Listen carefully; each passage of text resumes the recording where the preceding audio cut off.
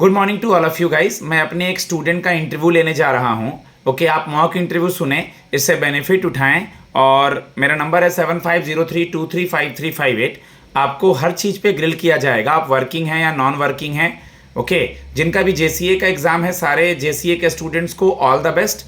आप बढ़िया करें और आगे बढ़ें। Okay Deepak. May I come in, sir? Yes please come. Good morning, sir. Very good morning Deepak, please have a seat. Thank you, sir. Deepak, आपके नाम का क्या मतलब है? सर मेरे नाम का हिंदी में मतलब दीपक ही है सर। उसका मतलब होता है एक लैंप जो सब जगह लाइट्स वगैरह देता है। गुड। लाइट स्प्रेड को। अपना इंट्रोडक्शन दीजिए बेटा। Sir, I am Deepak Kumar Verma. I come from Shadra, Delhi. My father was in a government service and my mother is a homemaker. I hold a bachelor degree in science. That's all about me. Okay, थोड़ा slow बोलेंगे बेटा, train की तरह नहीं चलाएंगे। ठीक है, इसी चीज़ को एक बार हिंदी में बोल के भी प्रैक्टिस करो। सर हिंदी में। सर मेरा नाम दीपक कुमार वर्मा है। मैं शादरा दिल्ली से आता हूँ। मेरे फादर गवर्नमेंट सर्विस में थे। मेरे मदर होममेकर हैं। सर मेरे पास बीएससी साइंस की डिग्री है। ओके, आपने अपना ग्रेजुएशन कब कंप्लीट किया? Sir I did my graduation in 2015। Okay, after 2015, अब जैसे वो इंग्लिश में पूछेंगे तो इंग्लिश, वो हिंदी पूछे तो हिंदी। 2015 से लेकर के अब तक आपने क्या किया, एक्सप्लेन करें। सर 2015 से लेके 20 तक सर मेरा हमेशा से मैथमेटिक्स में एक स्किल रहा था, तो मैं बच्चों को पढ़ाया करता था। सर आफ्टर माय ग्रेजुएशन मैंने अपना बच्चों को फुल स्केल पे पढ़ाना स्टार्ट कर दिया था और मैं उसी को अपना करियर ऑप्शन बना रहा था। बट सर जैसे कि 2020 में लॉकडाउन लगा और सारे कोचिंग इंस्टीट्यूट्स बंद हो गए थे, उसके बाद मैंने ये रियलाइज़ करा कि कोचिंग इंस्टीट्यूट को मैं फुल टाइम अपना करियर नहीं बना सकता। उसके बाद में फिर मैंने गवर्नमेंट प्रिपरेशन स्टार्ट करी थी, कॉम्पिटिटिव एग्जाम्स की प्रिपरेशन स्टार्ट की। आप जो ये जॉब कर रहे हैं, इस जॉब में प्रोफाइल क्या है और आपने कब ज्वाइन किया है इसको? सर उसके बाद में जब मैंने कॉम्पिटिटिव एग्जाम देना स्टार्ट करा तो तभी ये वैकेंसी निकली हुई थी। फिर इस वैकेंसी को क्लियर करके मैंने जून 2022 में ज्वाइन करा था। सर ये क्लरिकल पोस्ट है।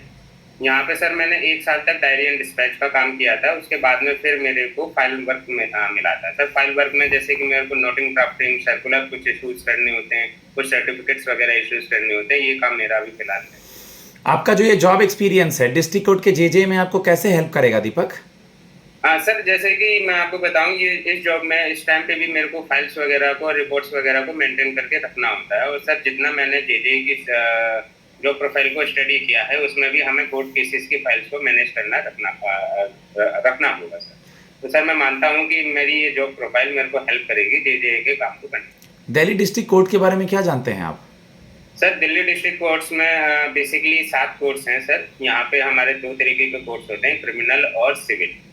सर इसके बाद में हमारे हाई कोर्ट्स आते हैं और फिर सुप्रीम कोर्ट। ओके दीपक, अगर मैं आपसे ये पूछता हूँ कि अभी फ़िलहाल आपने सुना होगा दिल्ली में टोटल कितने डिस्ट्रिक्ट कोर्ट हैं? सर दिल्ली में टोटल 7 डिस्ट्रिक्ट कोर्ट। तो आप जिस एरिया से बिलोंग करते हैं, आपके एरिया का डिस्ट्रिक्ट कोर्ट कौन सा है? सर मेरे एरिया का डिस्ट्रिक्ट कोर्ट करकरडुमा। कड़कड़डुमा है। कड़कड़डुमा कब बना था कोर्ट? नहीं सर, इसका कोई आइडिया नहीं है सर। ईयर सबका मेंशन है ना। सबसे पहला डिस्ट्रिक्ट कोर्ट कौन से ईयर में बना था और नाम क्या था? सर 30 हजारी डिस्ट्रिक्ट कोर्ट सबसे पुराना है सर। मेरे हिसाब से यही सबसे पहला डिस्ट्रिक्ट कोर्ट था सर। मेरे को ईयर मेंशन नहीं। 1958 ईयर याद करेंगे सबका। चीफ जस्टिस ऑफ इंडिया कौन है? Sir chief justice of India sir हमारे संजीव सर हैं।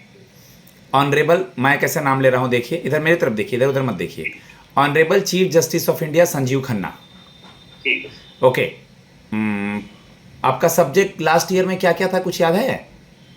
सर ग्रेजुएशन में sir physics, mathematics and electronics. Okay, physics वगैरह था। न्यूटन लॉ याद है कुछ? हाँ जी सर। न्यूटन का थर्ड लॉ क्या था? सर न्यूटन का थर्ड लॉ होता है every action has equal in opposite reaction. Convex और कॉनकेव में क्या डिफरेंस है? Sir concave and concave mirror में सर डिफरेंस होता है। कॉनकेव मिरर की जो इमेज होती है वो रियल एंड इन्वर्टेड बनती है। ठीक है। डीपीएसपी क्या होता है? Sorry sir. DPSP? DPSP sir Indian constitution में डायरेक्टिव प्रिंसिपल है और स्टेट पॉलिसी है सर।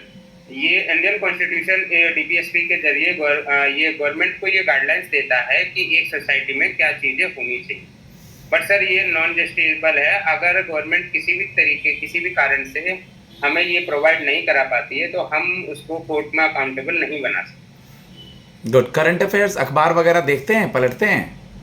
नहीं सर, अब जॉब के सिलसिले में नहीं देख पाता हूँ। करंट अफेयर्स देखना है अभी से इंटरव्यू तक का, ओके सर। थोड़ा सा आइडिया होना चाहिए। आपके एरिया का एमएलए कौन है? सर हमारे एरिया के एमएलए हैं श्री जितेंद्र महाजन। जितेंद्र महाजन जी, ठीक है, आगे बढ़ते हैं। आप मुझे ये बता दीजिए कि अभी यूएस के प्रेसिडेंट क्यों न्यूज़ में हैं? सर यूएस के प्रेसिडेंट अभी टैरिफ वॉर के चलते हुए न्यूज़ में हैं। वो अदर कंट्रीज के साथ थोड़ा अपना टैरिफ बढ़ाना चाहते हैं सर, क्योंकि उनकी पार्टी का हमेशा से स्लोगन रहा है make America great again.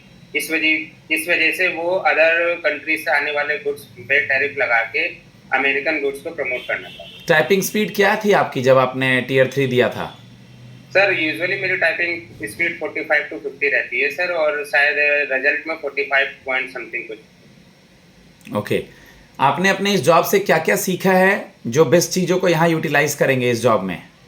Sir मैंने अपनी जॉब से डिसिप्लिन रहना सीखा है, टाइम मैनेजमेंट सीखा है, सीनियर्स का ऑर्डर फॉलो करना सीखा है। ओके। कल को कोई कोर्ट के बाहर आपके घर पे आके आपको कुछ घूस वगैरह देगा, ब्राइब वगैरह देगा, तो ले लेना चाहिए, कुछ फ़ायदा होगा उससे? नहीं सर, ब्राइबरी इलीगल है और सर मैं ब्राइबरी लेने के सपोर्ट में नहीं। भारत मंडपम दिल्ली में और यशोभूमि कहाँ है? सर यशोभूमि द्वारका में है सर, ये भी डीडीए ने बनाया। डीडीए ने बनाया है। और भारत मंडपम? भारत मंडपम सर प्रगति मैदान के पास में है। राष्ट्रपति भवन का के अंदर जो गार्डन है उसका पहले का नाम क्या था और अब का नाम क्या है? सर राष्ट्रपति गार्डन में पहले सर शायद मैं गैस करना चाहूँगा लोधी गार्डन नाम था सर उसका। मुगल गार्डन, पहले मुगल गार्डन नाम था और अब उसका नाम है अमृत उद्यान। ओके। बाबा साहब भीमराव अंबेडकर जी का बर्थडे कब मनाते हैं? सर बाबा भीमराव अंबेडकर का बर्थडे सर हम 14 अप्रैल को बनाते हैं सर। ओके। हमारा संविधान जो है नेशनल कॉन्स्टिट्यूशन डे कब मनाते हैं? सर 26 नवंबर। Good, very good. आप मुझे बता दीजिए, आपने आर्टिकल 370 के बारे में कुछ पढ़ा है? हाँ जी सर, आर्टिकल 370 के बारे में बताइए।